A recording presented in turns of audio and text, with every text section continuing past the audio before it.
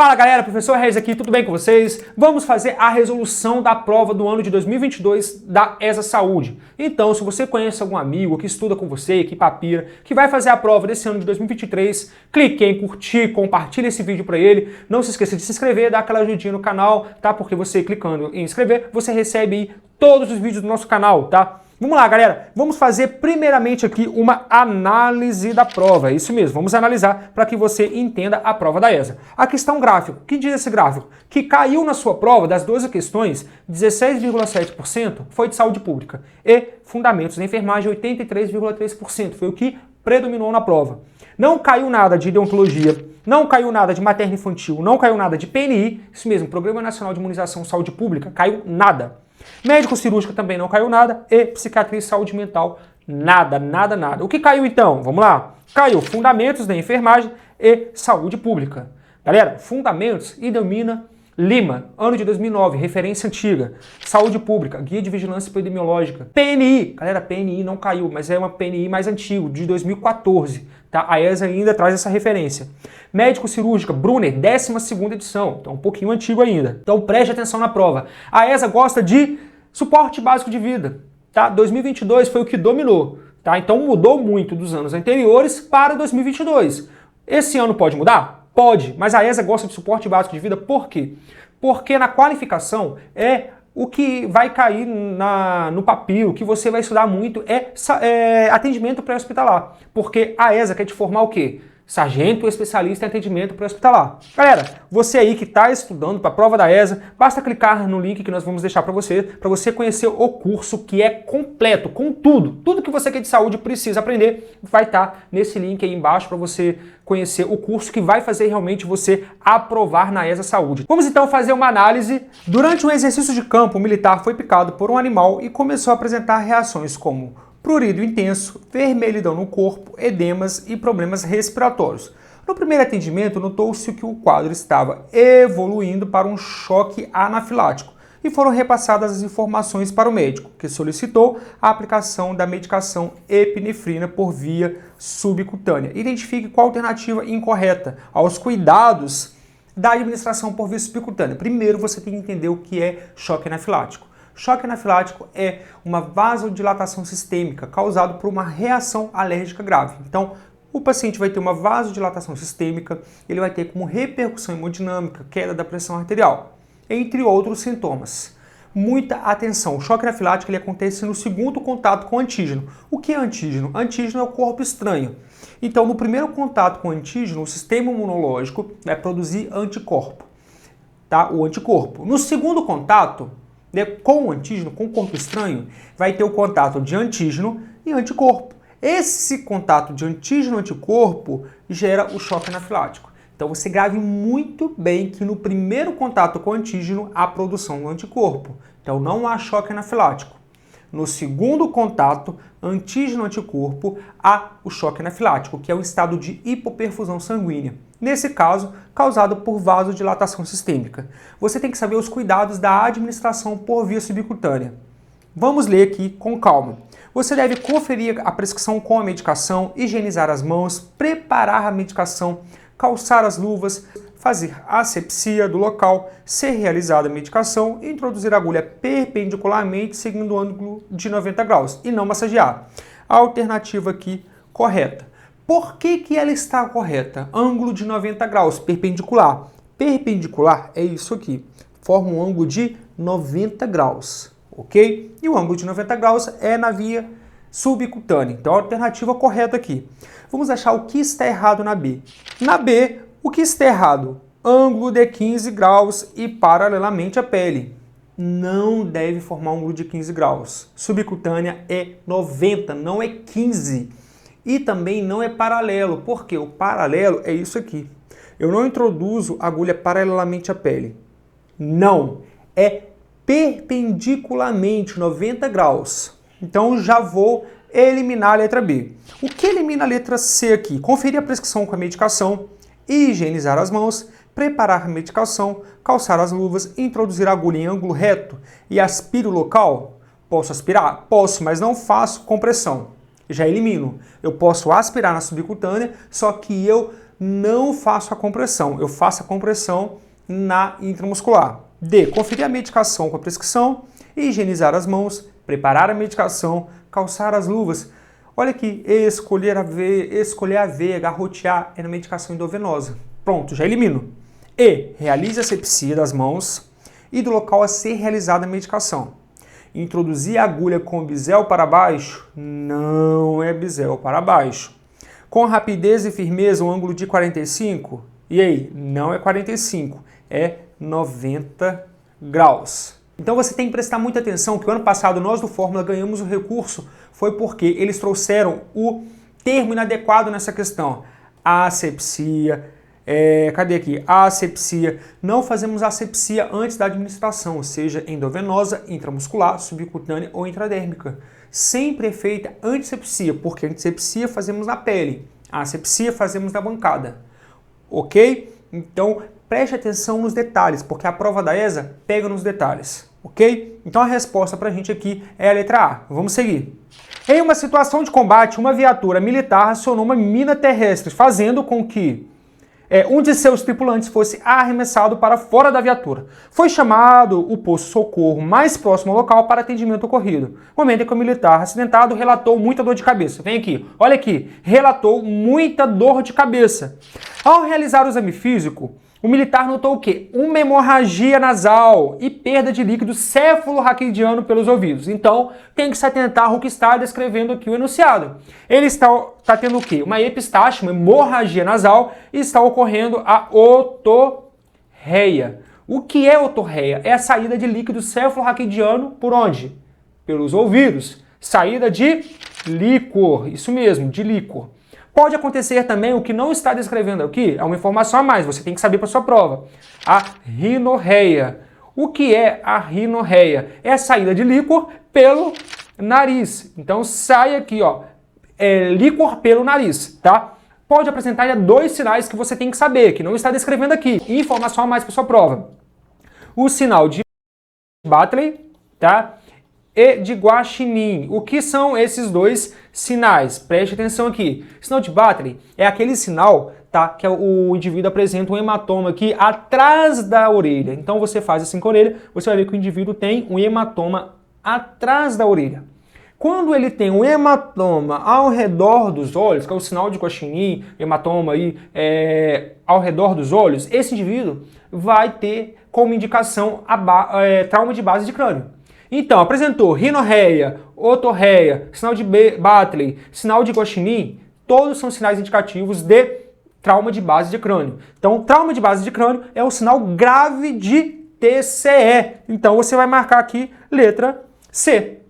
Trauma crânioencefálico, porque apresentou perda de líquido céfalo-raquidiano pelos ouvidos e hemorragia nasal. Isso tudo indica o quê? TCE. E você vai analisar também o quê? A cinemática do trauma. Olha aqui, ele foi arremessado, né?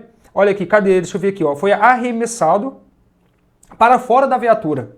Olha aqui, ele foi após um acionamento de uma mina terrestre. Ele foi arremessado para fora da viatura. Então, pela cinemática do trauma, que é o estudo do movimento realizado ali pelo acidente, você vai verificar que ele apresentou um TCE. Ele apresentou otorreia, ele apresentou um epistaxe. Não é trauma de medula espinhal. O trauma de medula espinhal, galera, ele vai estar apresentando o quê? Uma hemiplegia, uma hemiparesia, tá? Plegia é ausência de movimento, porque houve uma secção, ele teve uma lesão de medula, isso é trauma de medula, tá? Isso é trauma de medula, perda de movimento, tá? Acidente vascular encefálico e acidente vascular cerebral, a gente pode riscar, por quê? É a mesma coisa, ele pode diferenciar em isquêmico e hemorrágico. Isquêmico é falta de sangue, chega menos sangue na região cerebral por uma obstrução de um vaso. Então, há uma obstrução de um vaso, chega menos sangue na região cerebral. Isso é isquêmico. O que é hemorrágico? Hemorrágico é quando há um sangramento, há um extravasamento de sangue. Isso é AVC hemorrágico. AVC isquêmico, há uma isquemia, falta de sangue. Hemorrágico, há um sangramento. Tá joia? E trauma de fêmur não é. Olha aqui, ele não está queixando dor na perna. Não há um desvio. Está falando de otorreia e de hemorragia nasal. É TCE. Então você vai riscar aqui também e vai ficar com a alternativa letra C. Após a queda de um helicóptero militar em uma situação de conflito armado, o apoio de saúde que prestou o primeiro atendimento constatou que se tratava de um acidente com vítimas em massa. Portanto, foi realizada uma triagem de vítimas estabelecendo a cor e a prioridade das vítimas. Preste atenção. Falou de acidente com vítimas em massa, você vai lembrar automaticamente de acidente com múltiplas vítimas. E qual triagem você faz nesse caso? Você vai utilizar o método START, o que significa simples triagem e tratamento rápido. Como se escreve? Assim, ó, método START. Simples triagem e tratamento rápido. Onde você, como profissional de saúde, vai classificar cada vítima por cor, de acordo com a gravidade que ela apresenta. Muito simples, por isso que é simples triagem. Você chega na cena, você encontra múltiplas vítimas. Aquela que anda, você já vai falar para ir para a área verde, ou seja, o simples ato de andar, você já classifica a vítima como verde, ok? Qual o comando da questão aqui? Assinale a alternativa que corresponde à sequência correta das prioridades de cada cor. Então a cor, ela vai priorizar o atendimento àquela vítima. Exemplo, nossa primeira prioridade. Primeira prioridade é a vítima classificada na cor vermelha. Segunda prioridade de atendimento, nossa vítima classificada de cor amarela. Terceira prioridade, a vítima que anda, cor verde. E a quarta prioridade é a vítima que está morta ou aquela vítima inviável, nós vamos classificar de cor preta ou cinza. Lembrando que a sua referência, ela traz cor cinza. Então vamos para a prova. Qual é a prioridade? A sequência correta. Primeira vermelha, segunda amarela, terceira verde, quarta cinza. Só pode ser a letra C, vermelha, amarela, verde e preta. Então você vai marcar aí gabarito, letra C. Quer um bizu? Anote aí. Quais os únicos procedimentos que você pode realizar durante a triagem? Abertura de vias aéreas e contenção de sangramento. São os dois procedimentos que podem ser realizados durante a triagem. Quais são? Abertura de vias aéreas e contenção de sangramento. Só, mais nada. Durante a triagem só pode fazer esses dois procedimentos. Próxima questão. Em atividades militares é necessário que se tenha o conhecimento da possibilidade de diversas ocorrências. Em situações de combate, como por exemplo, casos de hemorragia. Ok, até aqui fala uma situação. Hemorragia é a perda de sangue subsequente ao rompimento de um vaso, podendo ser de origem arterial ou venosa. Arterial quer dizer que é numa artéria, venosa numa veia. Arterial, sangue rico em oxigênio. Venosa, sangue rico em CO2. De acordo com o descrito, assinale a alternativa que completa a lacuna. Hemorragias são classificadas em... E aí, elas são arteriais ou venosas? Já trouxe essa descrição. A Idelmina Lima ela traz o seguinte, que a hemorragia ela pode ser interna ou externa e específica. Então, é a letra E. Ela pode ser interna, externa ou específica. O que é interna? Ocorre dentro de uma cavidade, por exemplo, a cavidade abdominal, é uma hemorragia interna. O que é uma hemorragia externa? Ela pode ocorrer dentro do abdômen, mas se exterioriza, sai para fora.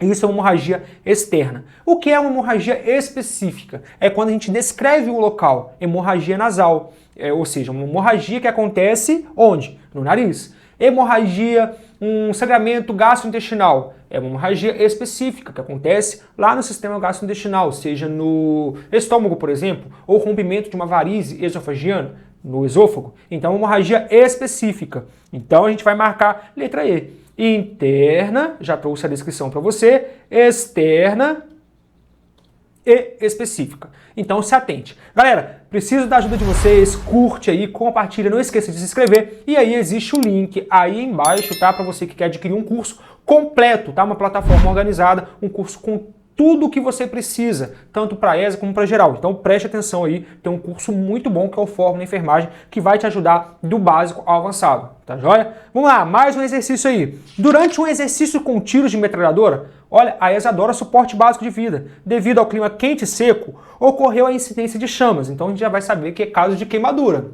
que se transformaram em um incêndio de grande vulto. Um dos militares envolvidos, ao tentar combater o incêndio, acabou com sua calça pegando fogo. Ó, informação.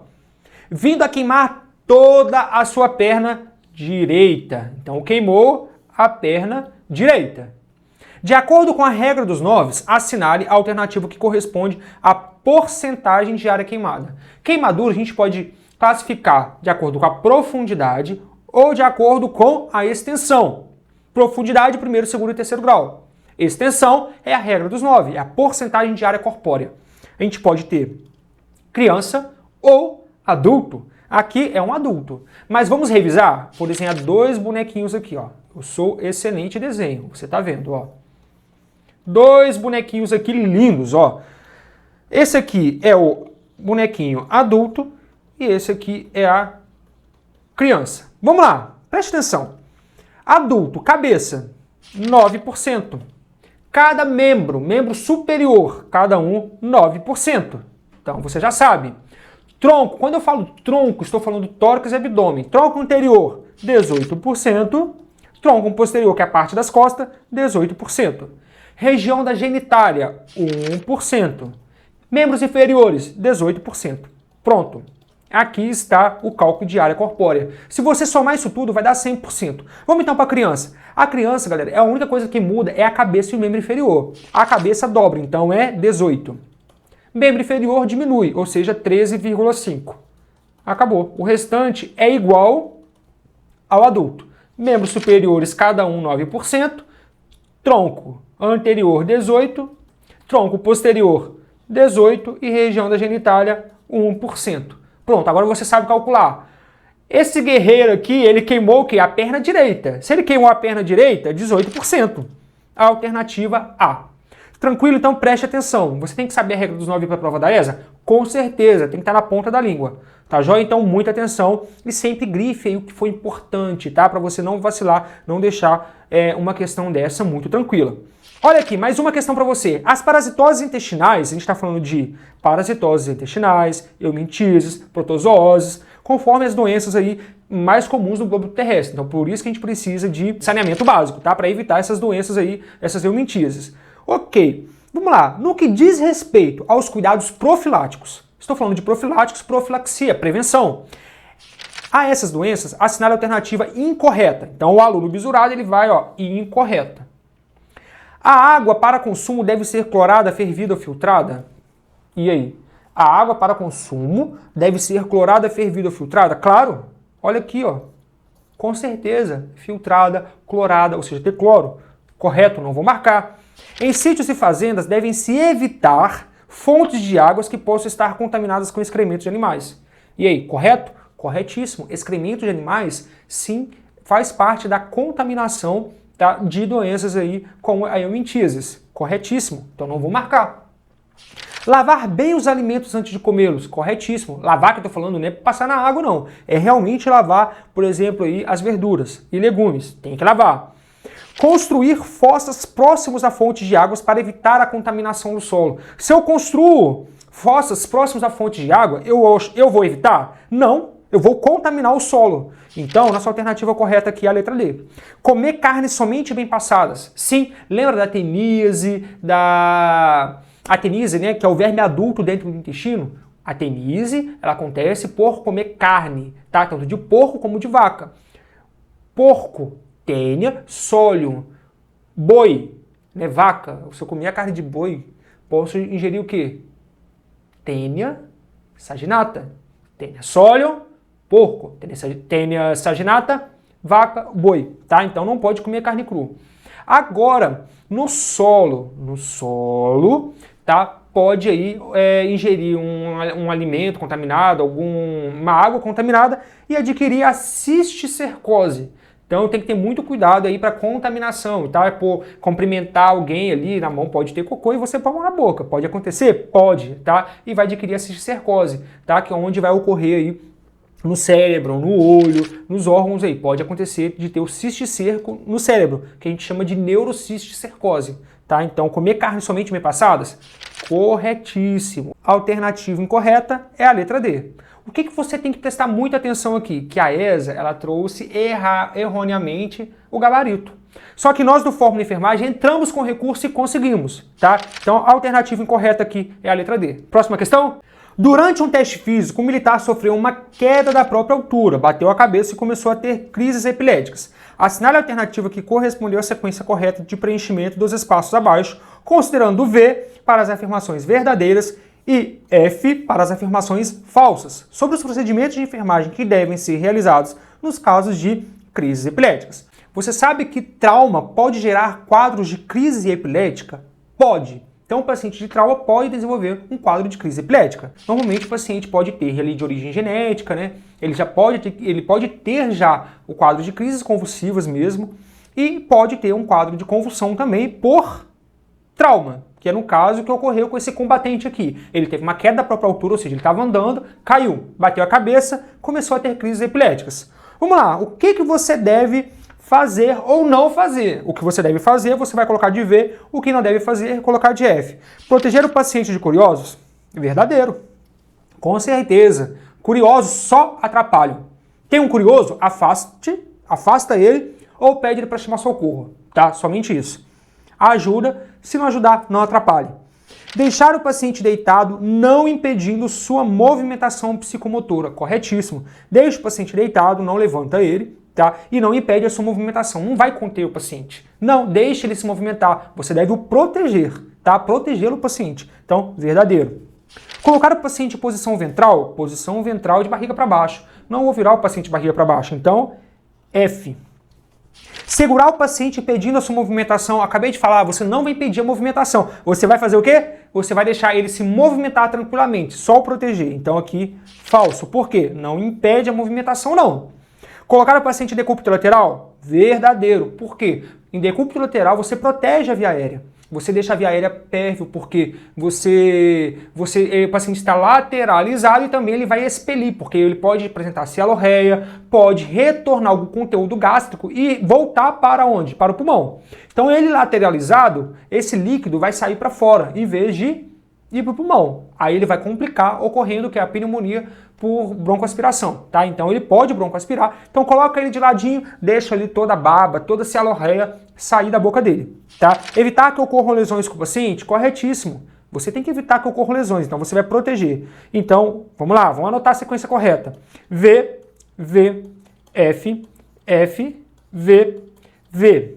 Qual a alternativa aqui? Letra B. Informação importante também, não coloque o dedo dentro da boca, porque o paciente vai fechar com tanta força, ele pode arrancar seu dedo. Já ouvi falar de pessoas que perderam o dedo porque enfia o dedo lá dentro da boca, para voltar a língua. Não, se você tem disponível, você faz o quê? Você coloca a cânula orofaríngea. Então você pode colocar a cânula orofaríngea, você protege a via aérea desse paciente. Não tem? Você vai colocar ele lateralizado, tá? Você pode colocar alguma coisinha ali, mas você não coloca algo que possa machucar o paciente e não coloque o dedo. Já aconteceu de pessoas até na higiene oral, tá? Colocarem o dedo, o paciente morder e perder o dedo mesmo. Então não coloque o dedo na boca do paciente. Vai fazer uma higiene oral? Coloque uma espátula envolvida em gás, tá? E faça a higiene oral. Nunca coloque o dedo não. Vai perder o dedo. Olha aqui, os exercícios militares, sempre colocando aqui um contexto. Vamos lá? Os exercícios militares geralmente ocorrem em regiões de campo, tá? Aí são os acampamentos. Isto é, fora de áreas urbanizadas. Nestes lugares é comum encontrar áreas de grande incidência de carrapatos. Olha aqui, carrapato. Se a gente está falando de carrapato, a gente está falando de um vetor. Ele transmite doenças. A picada desse animal, em geral, não apresenta grande problema, mas é um risco de transmissão de patógenos que podem ser transmitidos por ele. Dessa forma, assinale a alternativa que corresponde a uma doença transmitida pelo carrapato. Vamos lá, a gente consegue aqui eliminar analisando cada alternativa. Preste atenção, doença de Crohn é uma doença inflamatória intestinal. Acomete ali o intestino delgado, tá? Acomete o cólon, então não é. Doença de Crohn é uma doença inflamatória, acomete o sistema gastrointestinal, o paciente apresenta diarreia, apresenta ali, às vezes, algum sangramento, então não tem nada a ver com carrapato. Então você já vai riscar aqui, ó, letra A. Doença de Parkinson, lembra daqueles tremores? É uma doença neurológica, então você já pode riscar, não tem nada a ver com carrapato. Doença articular degenerativa, uma doença que acomete a articulação. Pode acontecer fissuras, então a gente não está falando de carrapato.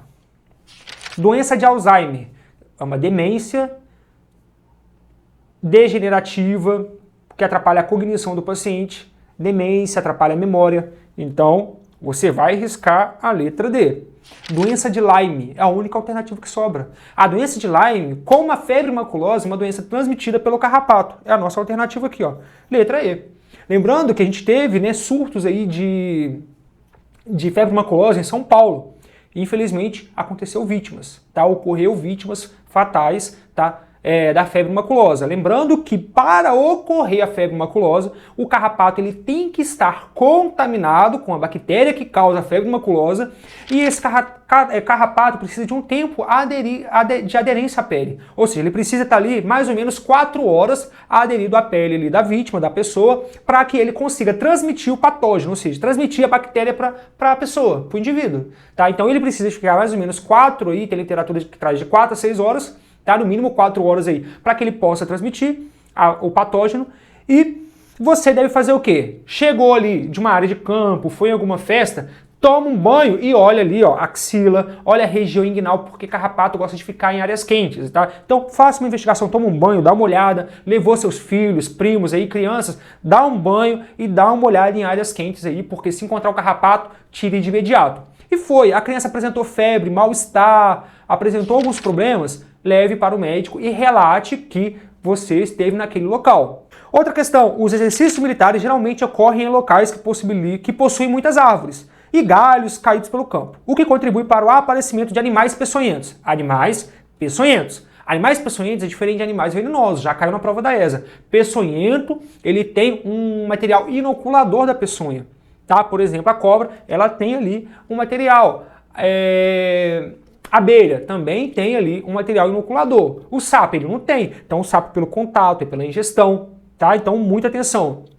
Assim, assinada a alternativa que não corresponde a uma conduta adequada do socorro imediato à vítima de picadas. Manter o paciente em repouso? Sim, porque quando estou em repouso, estou com a frequência cardíaca mais baixa. Então, circula menos sangue, espalha menos o veneno. Tá? Então, entende-se assim. B, lavar a ferida com soro fisiológico e cobrir o curativo seco? Corretíssimo, devo lavar a ferida. Não devo chupar, não. Eu devo fazer o quê? Lavar, levar o membro. C, utilizar torniquete. Não utiliza torniquete em caso de acidentes por animais peçonhentos. Quando eu posso utilizar o torniquete? Eu utilizo o torniquete em caso de hemorragias não controladas com compressão direta no local. Então, hemorragia, primeira opção, compressão direta. Segunda opção, qual que é a segunda opção em caso de hemorragia? É o torniquete. Então, nossa resposta incorreta aqui. D, realizar contato com a regulação médica e passar os dados de forma sistematizada? Corretíssimo. Porque a gente está falando de pré-atendimento hospitalar, tá? Do pré-atendimento. Lá no atendimento pré-hospitalar, antes de chegar no hospital. Então, no suporte básico de vida, ali, até no SAMU, a gente vê, né, que o técnico está sozinho. Então, ele liga para o médico, o regulador, que dá as orientações. E, realizar avaliação primária com ênfase à oximetria de pulso? Corretíssimo, está no seu edital, na sua referência.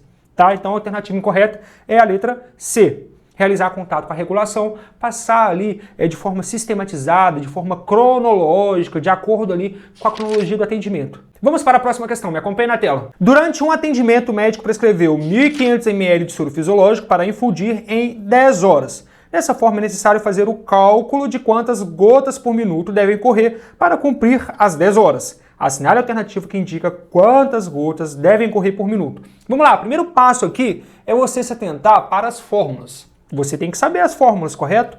Número de gotas é igual a volume dividido por tempo vezes 3. Se o tempo tiver em horas. É a fórmula que a gente vai utilizar. Agora, se te pedir número de gotas e o tempo tiver em minutos, número de gotas é igual a volume vezes 20 dividido por tempo. Se o tempo tiver em minutos. E for microgotas, vamos aqui já lembrar de todas as fórmulas. Ó, número de microgotas é igual a volume dividido por tempo, tempo em hora. Microgotas, tempo em minutos. Número de microgotas é igual a volume vezes 60 dividido pelo tempo. Pronto, tenho que saber essas fórmulas? Tenho. Na ESA cai? Cai. Tá, então é importante saber. Ok, vamos utilizar qual fórmula aqui? Número de gotas é igual a volume dividido por tempo vezes 3, porque o tempo está em horas. A gente substitui os dados, ó. Qual que é o volume? O volume 1.500. Tempo, o tempo é 10 horas, vezes 3, que é a constante. 1.500 dividido por 10 vezes 3. 1.500 dividido por quanto? Por 10 vezes 3, por 30. E agora?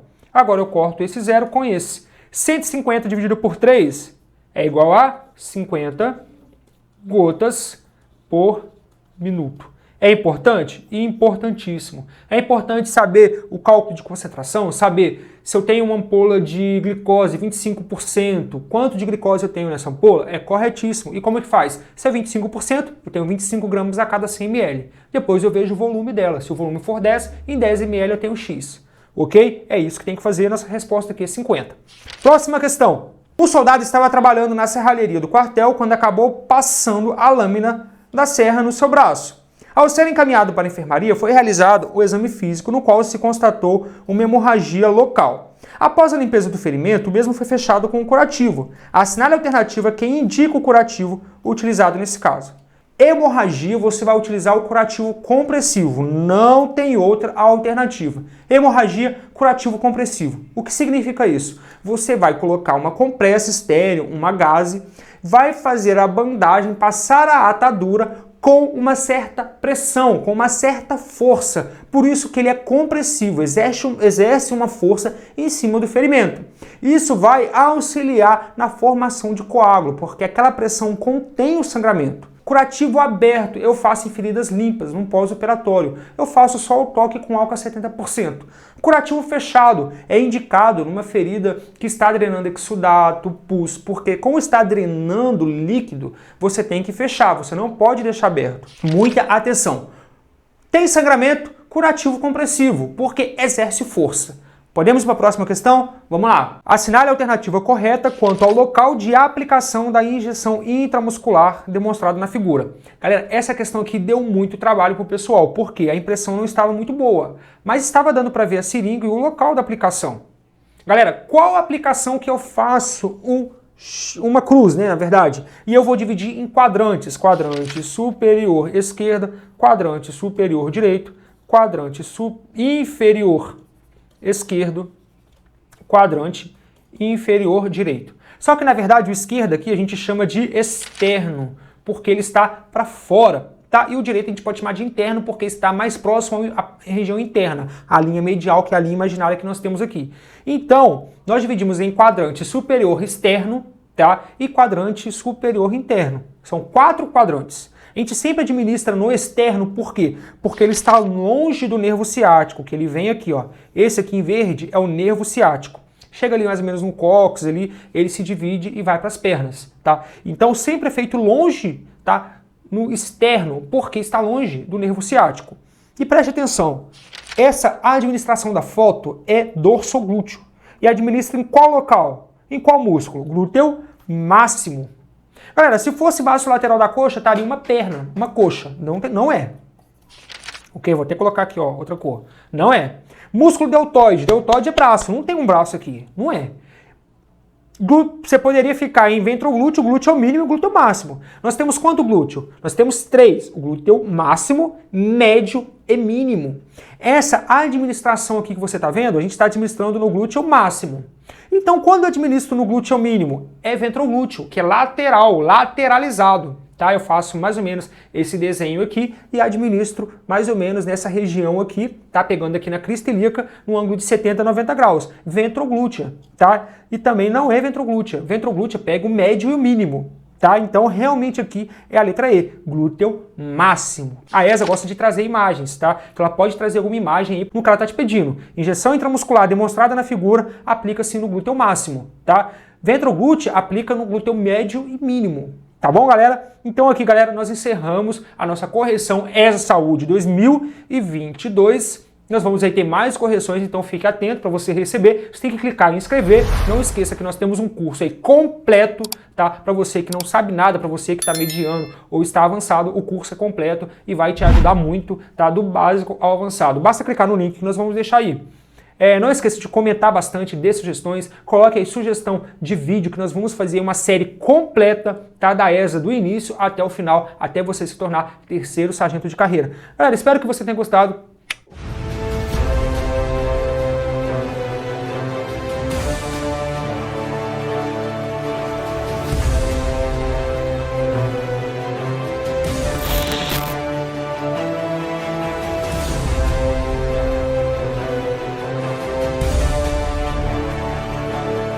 Lançamento